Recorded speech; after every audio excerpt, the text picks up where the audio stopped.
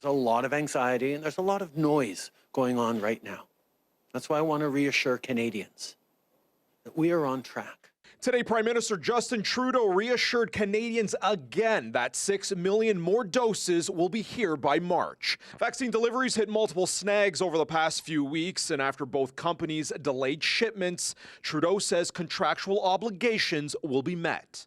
We signed vaccine contracts with 7 different potential vaccine manufacturers. And we did that because we knew that there was uncertainty around which companies would develop the vaccines quickest. The Prime Minister was asked if there will be penalties if the companies fail to meet their agreements, but he says after weekly conversations with the CEOs, the promise still stands. In the meantime, Health Canada is reviewing the AstraZeneca, the Johnson & Johnson, and the Novavax vaccines, and if approved, vaccinations could double in the spring. Ottawa says 20 million doses of all 3 have been pre-ordered.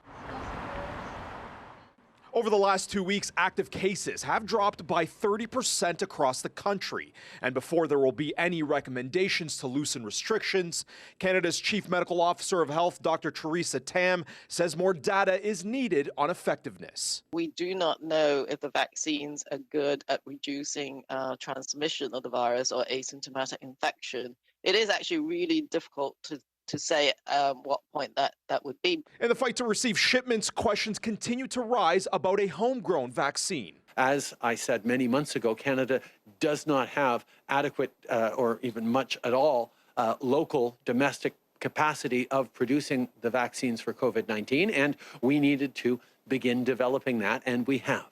AstraZeneca approval is expected next week. Jason Guidola, CHCH News.